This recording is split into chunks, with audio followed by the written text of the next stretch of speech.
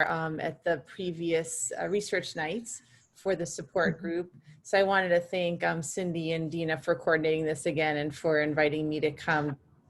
And I know many of you as well through some of our research studies. So what I wanted to do today is just introduce the concept of research a little bit and what that entails and what basically all the responsibilities are and considerations that you should have when you're deciding whether or not to participate in a research study. And then I'll briefly talk about the study that I'm coordinating and how you could get more involved in research. So in general, why should you participate in a research study? Research studies are voluntary, but you may be able to get some type of free therapy or some type of free intervention. So it does provide you an opportunity to participate in some of the newest treatments that are available for stroke. And certainly you can help provide future generations options for receiving treatments that are new. As we investigate the different studies, then we know what interventions work and which ones don't work. And that's really how rehabilitation evolves. So that's really important for us.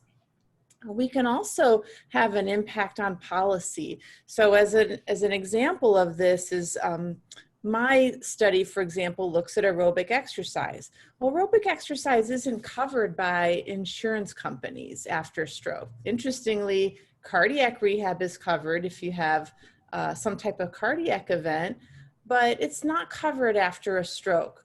So if we can show that there's benefit to it and that it's a cost-effective option, then perhaps it would be covered in the future. So these are just some reasons why we do research and why you might benefit from the participation. And if there are any questions, just please feel free to interrupt. So I'm not going to go too much into the types of studies except two main ones. One is an intervention-based study and the other one is observational. So an interventional study is when we actually try one or more interventions on groups of people and then we compare the effects of them. Where an observational study is just observing how someone changes or observing someone kind of in their natural environment. Most of the studies that we do after stroke and that you'll hear about today are intervention-based studies. And we often look at people in groups. So it's not just a single person necessarily, but we look at their results according to the group that they're assigned to.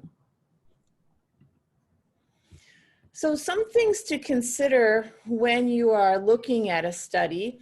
A randomized control trial are a lot of the studies that we conduct in stroke. And what randomization means is that you are randomly assigned to the group that you would then participate in. So no one has control over that. The researcher doesn't have control over that. And you as a participant or potential participant does not have control over it either.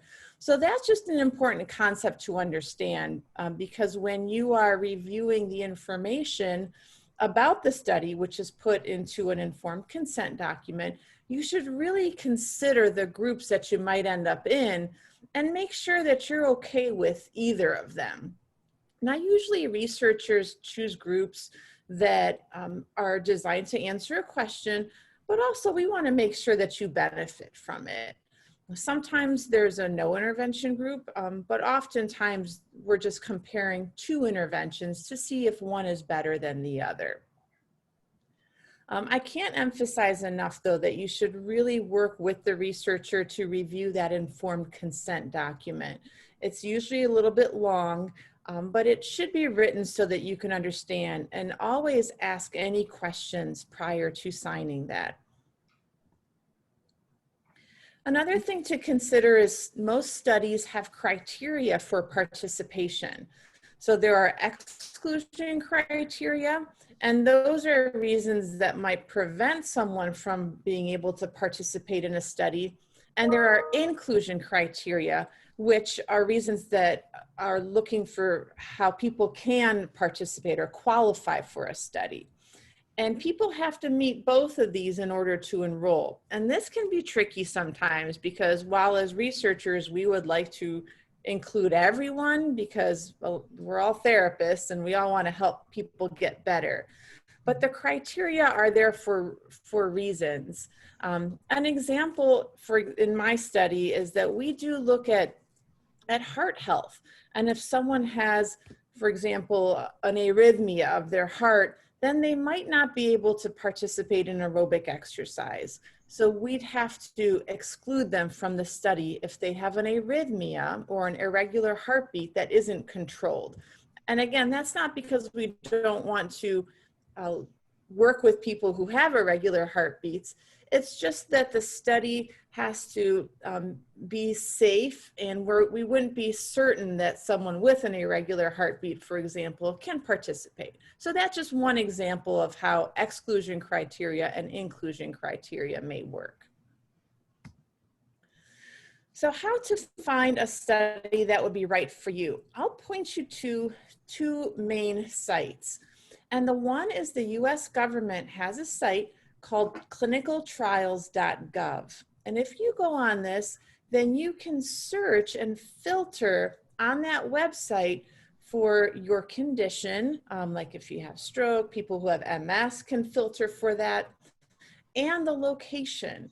And if you just put in stroke in Cleveland, then that would pull up the clinical trials that are going on in the Cleveland area in stroke.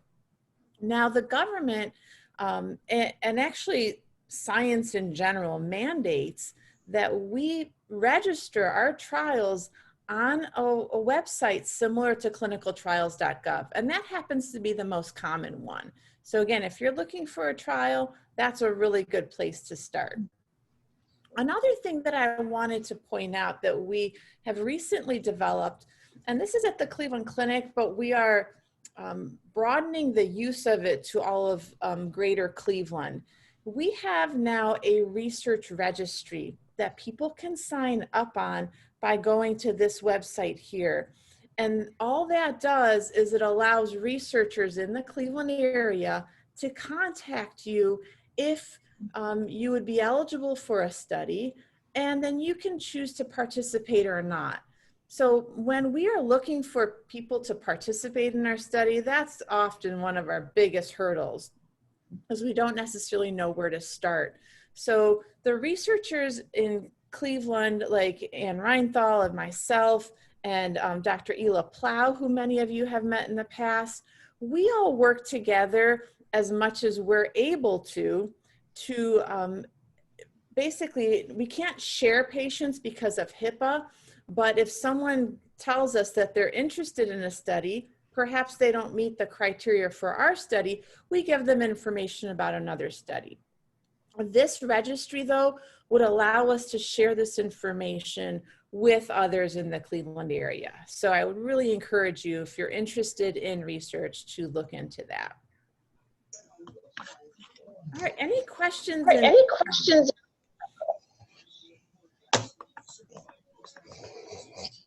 I had one. I know, Susan, you mentioned how I could sign up for that registry. Should I do that when I have my follow-up? Yeah, sorry, I just muted myself. There was an echo. Yeah, so you can go on that website and you can sign yourself up for that registry to participate.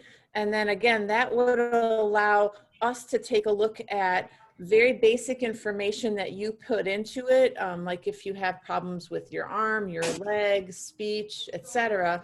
And then other researchers can also look at that. And again, it's researchers in Cleveland who have approval through our board can look at that. If you're interested in other studies, by all means, I think it's a really good kind of a one-stop shop for opportunities here in Cleveland.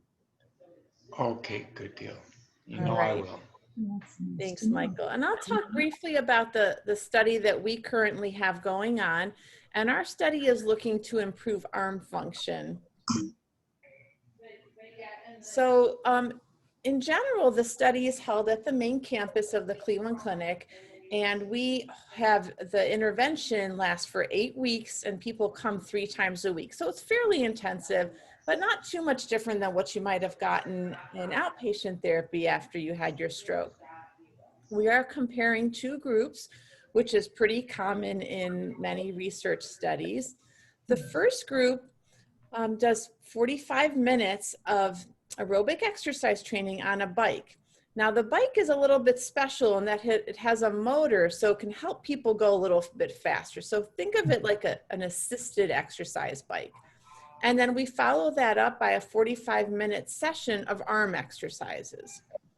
And the second group just gets 2 45-minute sessions of the arm exercises. So there's no aerobic exercise component to that. Now, the people who could participate is if you've had a stroke more than 6 months ago and you have some voluntary movement in your arm, but it isn't fully recovered yet. And again, this is where we talk about the inclusion or exclusion criteria. The important part about having some movement in the arm is, I'll go back to the task. Now this gentleman happened to have fairly good function, but you have to have some movement and some function in order to participate in the therapy. So again, the criteria are there not because we want to be picky, but because the intervention is really designed for people with certain abilities. As I mentioned before, we cannot have a history of serious heart problems that aren't resolved. So a lot of people have AFib or atrial fibrillation, which is an irregular heartbeat, but they can control that with medication sometimes. So that wouldn't necessarily be a reason why you can participate. But in general, what we say is if you're interested in the study, you can reach out to us and we'll go over the criteria in more detail. So the way that our studies in ALOT work are that there's a screening process where we see if you'd be eligible. And then I talked about the informed consent document. And that's something we take really seriously because we want to make sure that you know what you're signing up for. It's also important to know that you can withdraw in any study at any time.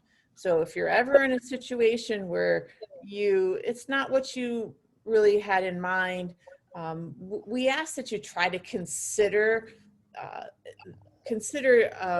all of the pros and cons of a study before signing on. But if it's something that you've gotten into it and you don't want to do it, you are able to withdraw at any time. There's typically some type of baseline testing and then post-intervention testing. And what that means is, for example, for our study, we're looking at arm function. So we do a series of tests to determine your arm function before the intervention, and then we repeat that after the intervention. We also do it 4 weeks afterwards and actually follow people for a year.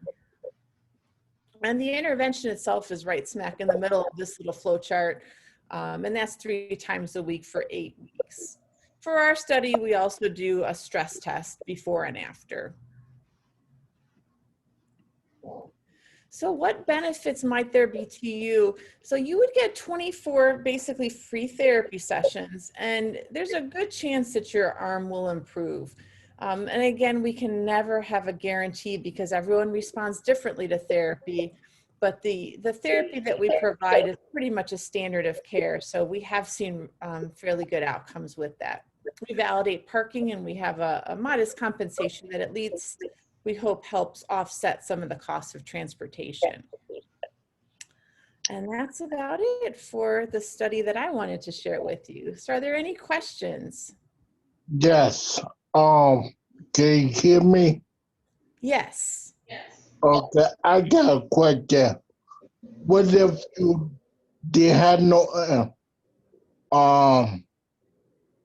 if you had a stroke but you still got movement in both arms normally, but as time progresses, you start feeling numb and shoulder pain in your arm. Mm-hmm. And tingling in the feeling, and the doctor had no idea where it's coming from. Yeah, so that's tricky. Pain in the shoulder is actually pretty common after a stroke, and a fair amount of people experience that. There are certainly treatments for that, and not to sound like a commercial, but there's actually a study at Metro that looks at pain in the shoulder and interventions for that. But that's something that the doctor should be able to at least evaluate and get treatment for. And I would just be sure you try to advocate for yourself on that I know front. sometimes when I raise my arm on the stretch, It's it, stretch. when that one arm go up, when the other go up, it stops. And then you try again, and then they go up.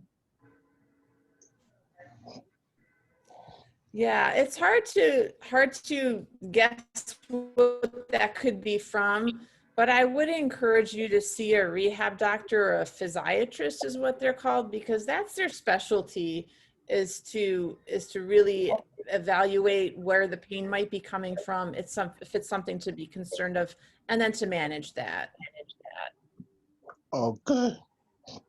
Yours is called a physio doctor. Yeah, so it's a rehab doctor. The fancy name for it is physiatrist, and I'm not sure if there's a way we can get you that information. But rehab doctor is probably an easy If I way get as well. my address, would you be able to mail me the Yeah. if I get my address, can you send me the information? Sure. Cindy, would you be able to get me the information? I could send that out. Yeah, I have Shannon. Damon's email, and I can connect with him on Facebook. So if you can get it to me, I can make sure that Damon gets it. Perfect. I can do that, Shannon. Thank you. Thank you. Sure. Susan, thanks for coming to our meeting tonight and sharing information. The general information about the research really helps everyone, and is always interesting to hear what kind of studies are going on currently. And you are currently recruiting, and maybe if you could put up on the screen again the stroke registry. Sure. And I can send that to Shannon as well, and maybe she can send that out to the group or put it on the Facebook page. Yeah, I can do whatever you want me to do. Wow. You know, that sounds great. That's service, Shannon. I will send you that then, probably in the morning. Okay, sounds good. Thank you. Awesome. Thank you. And thanks for inviting me. Have a great evening. Thanks a lot, Susan. I'm going to go ahead now and introduce Dr. Ann Reinthal, who's here. And she's going to share with us some studies going on at Cleveland State. Hello, everybody. And I am going to share my screen. Okay. And let's see if I can Yes. do this. How's that look, everybody? Great. It looks good. Well, we're getting I thought set we'd up. have a little Halloween colors for tonight. Mm. I love it. Just a reminder, everybody, to mute so that there is not an echo for the speaker. Here I go. I had to unmute because you guys didn't hear me. Can you hear me? Yes. Here, we can hear you. Hello. Okay. Hi, I had to unmute because nobody heard. I had a question for Susan, but go ahead. I'm sorry. So maybe we can get her your question later if you Okay. want to ask it at the end, Karen, okay? Okay. So I know a few of you also. I've met some of you. A couple of you have been involved in our study. And Susan did a really nice job of talking about research in general. And I'm gonna spend my time just probably talking about our study, but it has nice context. It lets me explain some of the things maybe a little bit better. So we have a study going on at Cleveland State that it has been paused for COVID, and we are just in the process of getting all the approvals to restart. Because we're at the university rather than a clinical facility, a hospital, our guidelines have been a little slower to get everything restarted. And they just allowed us to restart research that involves people. And so right now we're in the process of writing for approvals to restart. So we don't have anybody in the study right now, but we're hoping to restart in January. And specifically, we're looking at ways to do balanced training for people that have had a stroke. We are very interested in finding better ways to prevent falls, but in addition to that, to also help people to move more and be more active, and not be afraid of falling, so you're not moving, but able to do that. And we think that it typically in therapy and home exercise programs and community programs, we probably don't have people train hard enough because there's always that fear of falling. And so you can't train intensively because everybody knows we can't fall. You know, we're too likely if we have a fall to injure ourselves. So we've been using a harness system that lets us have people train more intensively, and the harness will catch you if you fall. And so that's probably the biggest thing that we've been doing that's a little bit different. And this intensity factor we think is very important in exercise after a stroke. If you think about how you go about training, you know, doing aerobic or cardiovascular training, you're supposed to keep your heart rate in a certain range so that you know you're working hard enough. And if you're lifting weights to train strength, you know you have to have a certain amount of weight. And we know how to calculate that, but we don't have quite those details for how to do balance training. So that's one of the things that my colleague Debbie Espy and I are very interested in looking at. And we're pretty excited about the harness system.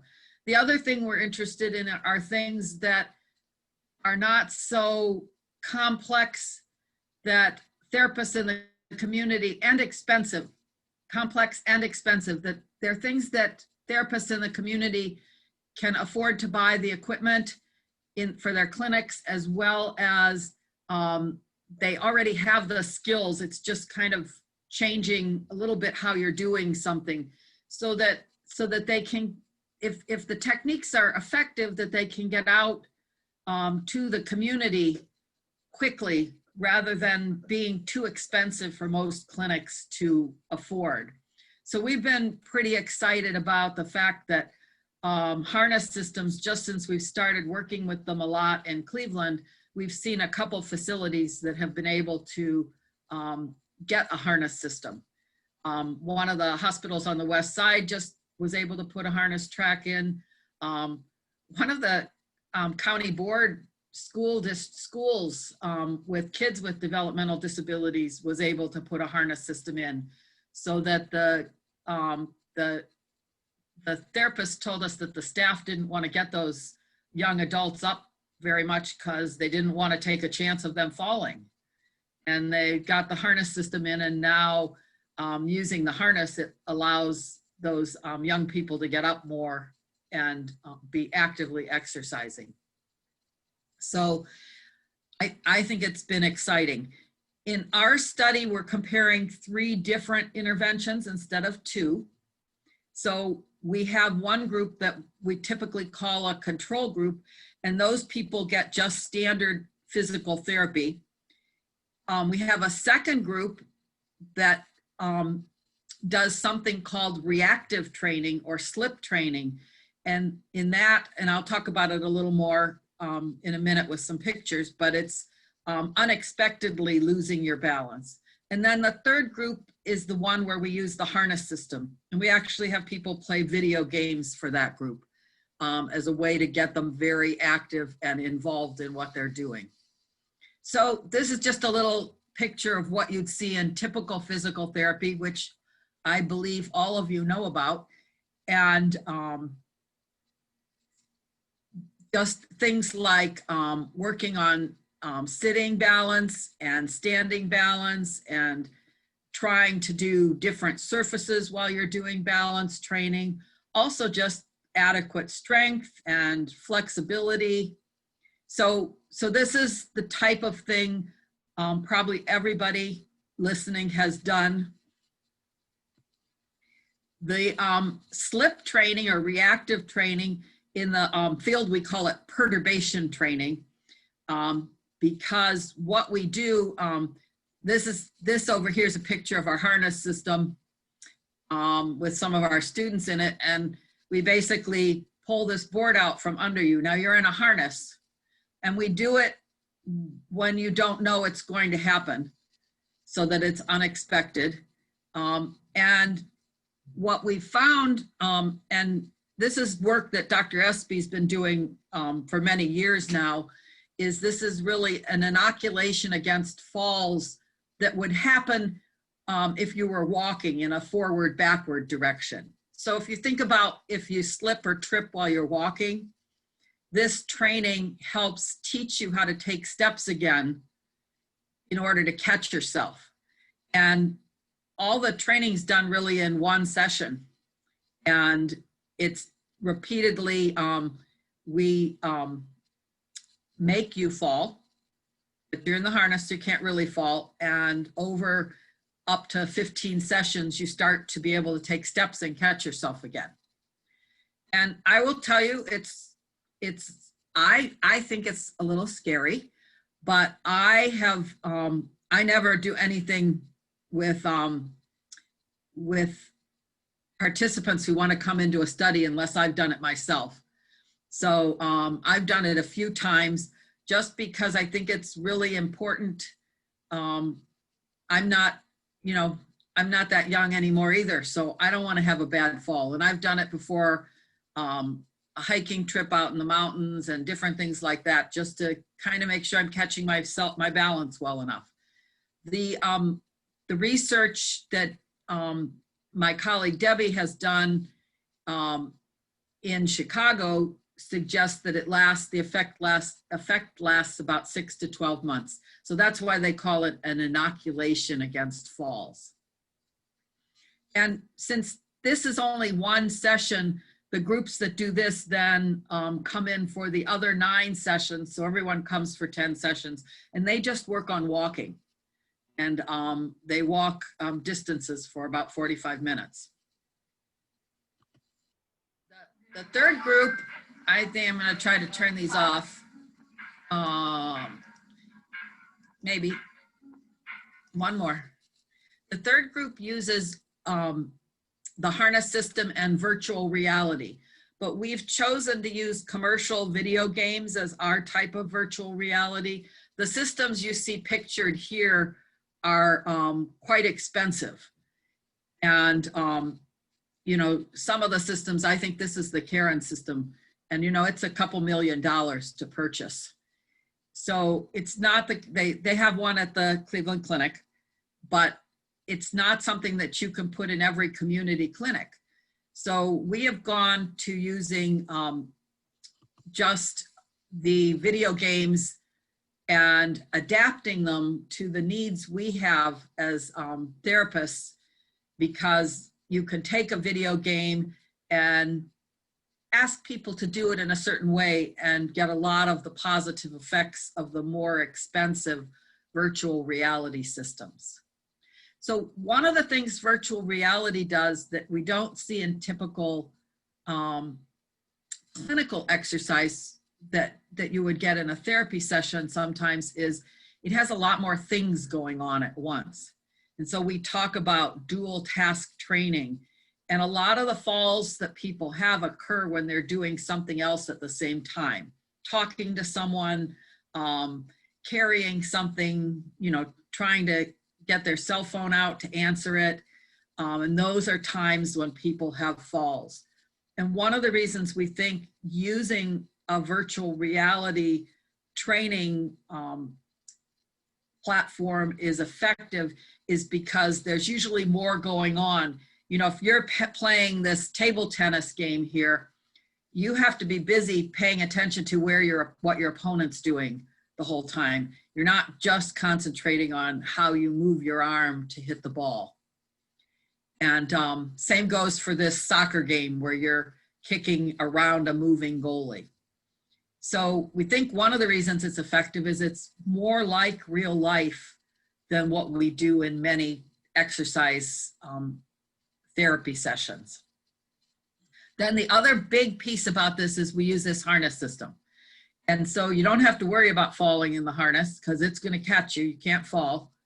And so when you're in it, you can move a lot, and people self-limit because we don't want to fall. That starts happening, I think, before most babies turn 2, that they quit liking to fall very much. So you see an infant learning to walk falling all the time, but it doesn't take long for anybody to not want to fall and to limit things so that they won't fall. So the harness lets people move a lot.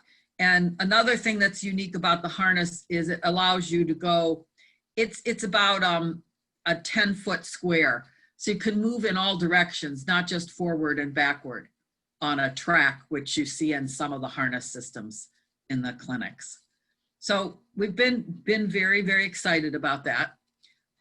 This is just some more pictures of people playing different video games with the harnesses.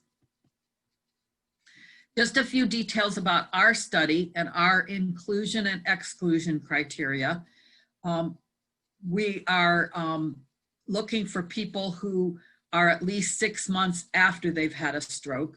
And Susan's study is similar.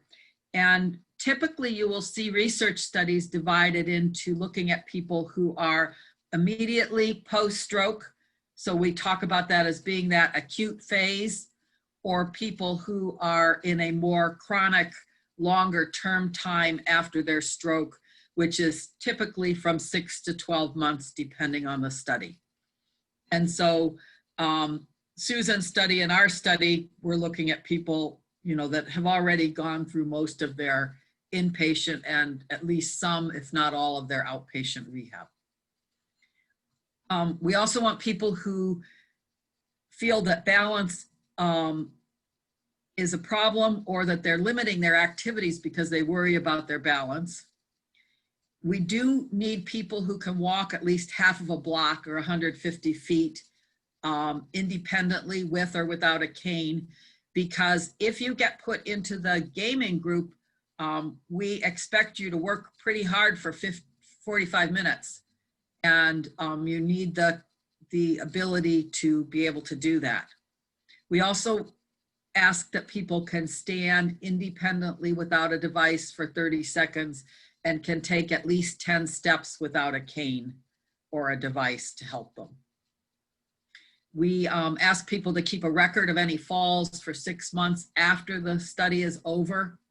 And we do have a weight and height limitation, and that's because our equipment is made that we have a limitation of 250 pounds because it has a weight limit and it has a height limit, partly because our lab is down in a basement and the ceiling isn't very high.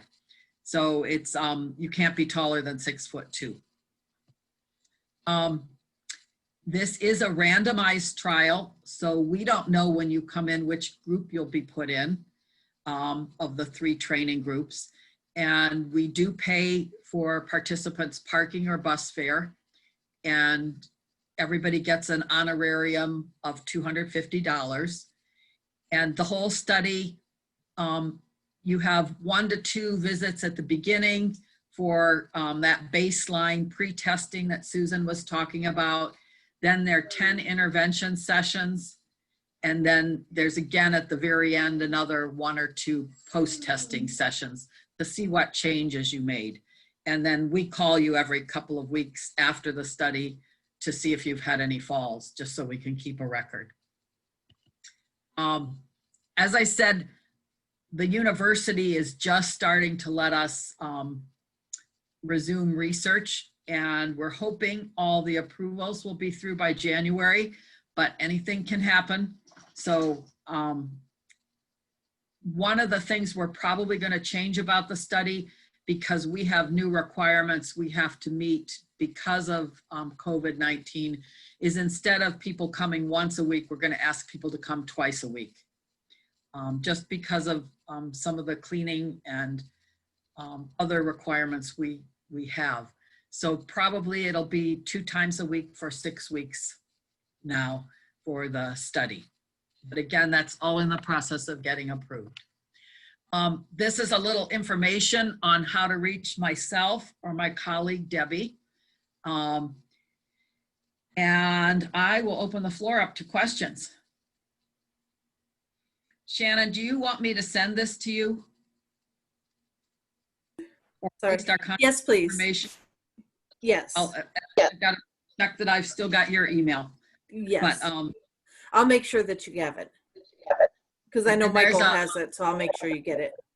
yeah, and there's a dot missing here, or I can send it to Michael, and he can send it to you. So does anyone have any questions? I know a couple of you have already done the study, so you probably don't have any questions. I remember one at Metro. It was almost like the harness, but it was a machine all surrounded by you. And I had to walk in the hallway. And believe me, that was so scary being in the harness.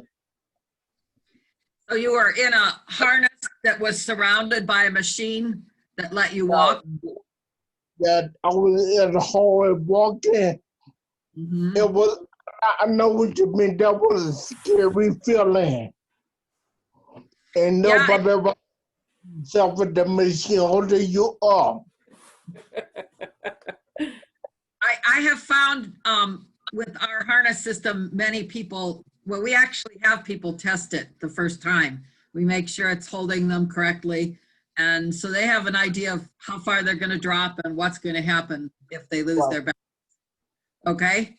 And we have had people lose their balance and drop into the harness during the gaming. Okay. Any other questions? Yes, I have a question, Dr. Reinthal. If you've already done a study with you, does that eliminate you? Well, you can't do this one again, okay? All right? I've never done that one. I know you've already done this one. And we don't have anything else started just yet. Hopefully we will, but not at the moment. We have to kind of finish one thing at a time. I will tell you, in order to restart the study, we've looked at the results. And interestingly, everybody improved in all 3 groups. Okay. Good. So there were improvements across the board, which is a nice statement that therapy matters. Although there were some differences in how people improved depending on which group they got put in. Okay, and how much they improved in different ways. Yes.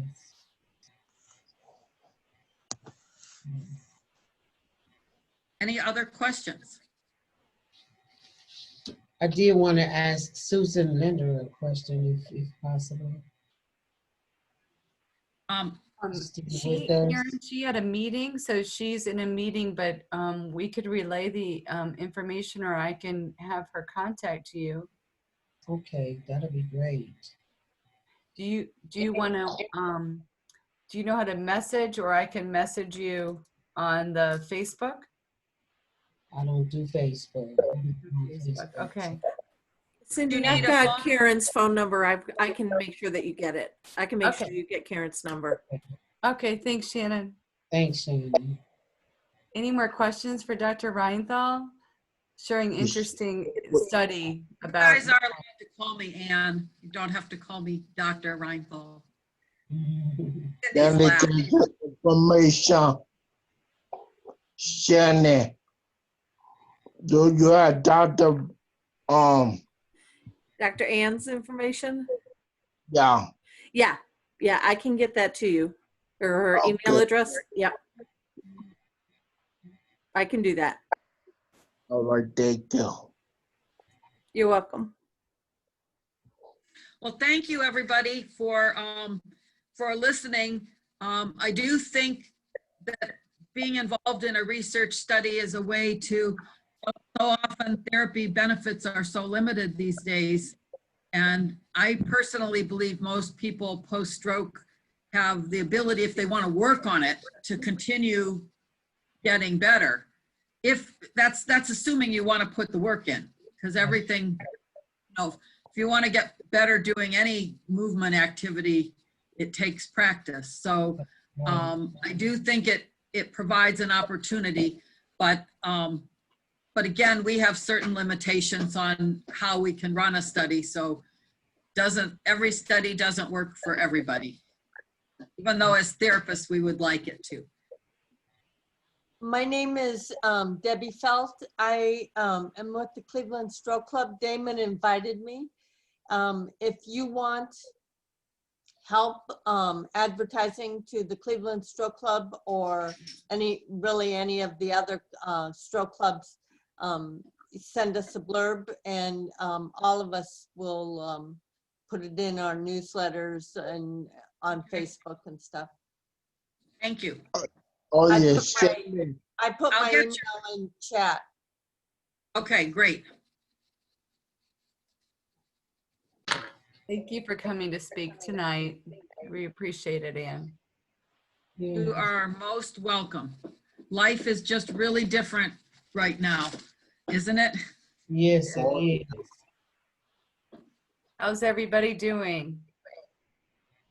We're doing good. Trying to stay dry. Rolling with the punches. I like that. Yeah. We also have a couple folks that are attending with Karen, I see, at the outpatient. We'll wave to you guys. Hope you'll join our group again. Oh, everybody's coming in to wave. Hello. I my computer keeps muting me out. I can hear you. You hear me now? Okay, because for a minute there, can you hear me? You couldn't hear me. You guys couldn't hear me. I have to find out how to unmute it. Yeah, you're good. Now, Cindy, is this our last meeting before 2021? Well, I wanted to bring that up, wondering what you all are thinking. Michael had mentioned maybe was there a way we could meet at a restaurant in small group table format? What are thoughts on that? We can't really, our group is, a volunteer group, but we can't really foster or promote large gatherings, obviously. Right. Cannot meet at the Wellness Center, our usual meeting location. I know that people are anxious to see each other, and but we've got to go about that safely. Right. What I'm if all for the restaurant. I'm all for the restaurant. how about lunch? Mm-hmm. Exactly. And I know that the idea granted, I came up with this idea a month ago when the numbers were lower than they may be right now. So keeping that in mind, I'm guessing assuming that the numbers are a little bit better than they are right now come December, even if it's a group of 3 or 4 people, whether you're a survivor, a facilitator, or a supporter, grab lunch, have a visit, just grab ice cream, something. How Oh, about- Charlie's. How about we do like a group thing, part 1 and part 2. Right. They get people out there. That sounds great. If Lunch Yeah. and dinner, Damon, huh? Lunch and dinner. Right. They get the first one, they could probably make the second one. Right. To do it in the smaller groups that way. Right. Yeah, So- some people meet at part one, and some can meet at part two. I like the idea. So, Cindy, what do you think? What would be the best way to communicate with people? Do you think would do an email or just try to connect with people individually or like independently? Because this is not necessarily a reset sponsored event. This is just us wanting to get together. Mm-hmm. Right. I think that might be an idea. The problem is, and we're noticing that with virtual, and Shannon, you're sending me contact information, is that when we're not face to face, we don't have that ability so easily to say, here's my phone number, I want to get Right. together. Right. We did it at our prior holiday parties, find out from folks that were okay with their information being shared for their phone numbers and contacts. Maybe we could get an idea in the room who might be interested. Dina, do you have thoughts? Karen Worley is Okay. counting Dina, in. you're muted. Doing it more offline probably and not making it an official support group is a great idea. And did we know that anybody who gave their numbers said it was okay to share them? Yes. Is that okay? Yeah, there wasn't anybody who said, don't share my number. We could probably share the numbers via email, Mm-hmm. right? 'Cause- Hear me? Yeah, it's okay. Can you hear me? Yes. You can? Okay, thank you. Okay. So we'll try to do something that's an informal gathering kind of thing, probably at the beginning of December as a non-party. We'll do an unparty. Yeah. We'll Oh, do okay. unparty. Pack your own lunch. And for the unparty, we probably want to select I would think an evening might work better for most people that, facilitate and others that work too. Pick an evening that not as many people would be out. Mhm. Yeah. Not like our typical Thursday, that probably wouldn't be a good out evening, but a Monday or Tuesday evening would be a recommendation. Okay. Thought. A little less traffic. So it's a give and change. Say it Pardon me? again. A give and change. A gift exchange. I don't know Yeah. if we. Oh, I the don't- white elephant. Oh, Damon, that's my favorite. Yeah, if we're trying to be contact free, I don't know if that's going to be a good idea.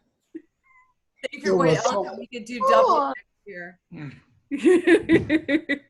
I like the idea. You think you're gonna keep with the guy and somebody claim it.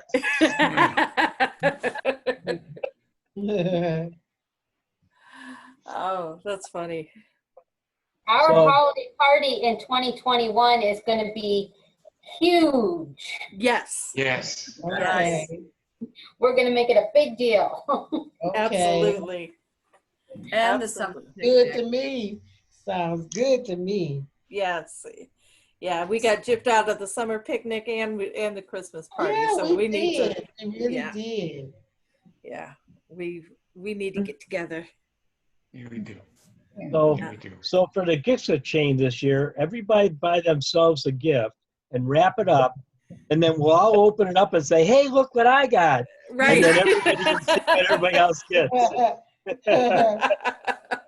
I like it. Yeah. Yeah, nobody will want to give it up because. Yeah, no exchanging. Yeah. Right. No. Yes. No stealing. I'm gonna miss all the good food everybody brings too. Yeah, for sure. Yeah. I agree. The For sure. potluck. So what do you guys think of, not everybody's on Facebook. Karen, you're not on Facebook, right? No, I'm not. And Nancy, are you on Facebook? No, but Jackie is, my daughter. So you could use Facebook as a forum to say, I want to go to Panini's on Monday night at 6 o'clock. Who's in? Okay, gotcha. That might be one of the, but then we need to tag team, maybe Dina and Shannon and Michael and we can all, and Karen can talk about ways to tag team those that we could outreach to that are not on Facebook. And then maybe if you guys here in the meeting know of somebody that has attended or is a stroke survivor that may want to be tapped into our group to share that. Okay. Yeah. Okay, sounds good. Can I Sounds say good. this? I need like sort of advance notice to book my ride with the paratransit. Mm-hmm. Yeah, Because we'll make sure whatever we do, we'll do it like a couple weeks in advance. We'll get it more planned so everybody can make their arrangements to be Okay. there. Thank you. Yeah. I think that's fair. I think Damon had a good idea with maybe having the random unparty post, a couple different date options and people can try to attend what they can. Oh yeah, Damon. Wow. I ran into Damon at the Browns game. Somebody. Oh, hot dog. There we go. and I saw him from behind. I'm like, that's gotta be him. And I come running up. Oh, that's awesome. That's It awesome. was me. Yeah. You know what's funny? I took a picture with the bobblehead burning clothes on. Wow. The bobblehead, it was almost 7 feet tall. I never saw a bobblehead that tall. Wow. There was a guy came behind me. He said, would you like to take a picture with the real burning clothes on? And the clothes are, I was like, oh my goodness.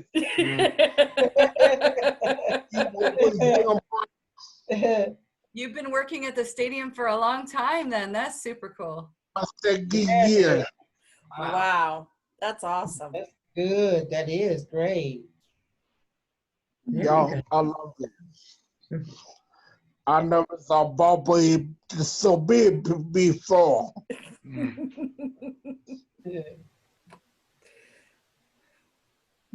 We had Yeah, tips but for food again, last. there's a lot of the character at the game. There's been a lot of character with uniform on like, oh my goodness. We went to Upper Michigan and we got a picture with the Bears. And I don't know if you can see that or not. A real bear? Yeah. Yeah. Yeah, not the Bears that I was insinuating. You can see how long his toenails are there. Real bear. Oh my goodness. Oh my. They gave us a paintbrush with strawberry jam on it. And then he jumped up on that stool, and then we got the penalties licking the jam. So it was 7 months old, but he was as big as I was. Wow. Wow. But that's a different Bears than you were thinking of at the stadium. Unreal. Oh, there you go. You see Bernie the elf? He had a mask on. Aw. Mm. That's very cute.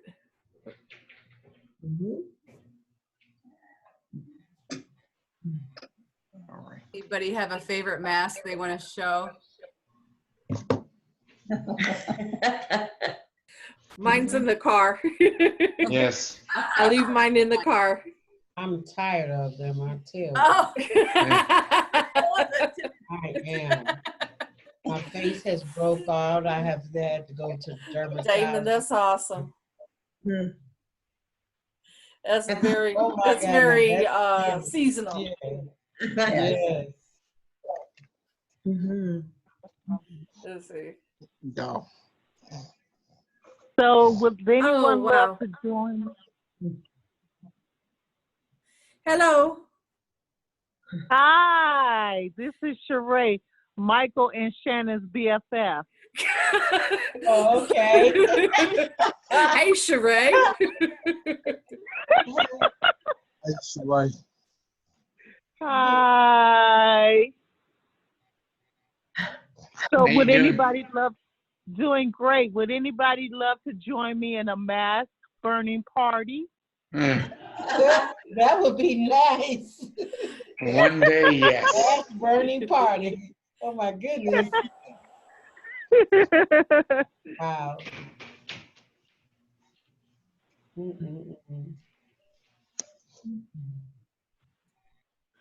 That sounds real good. Mhm.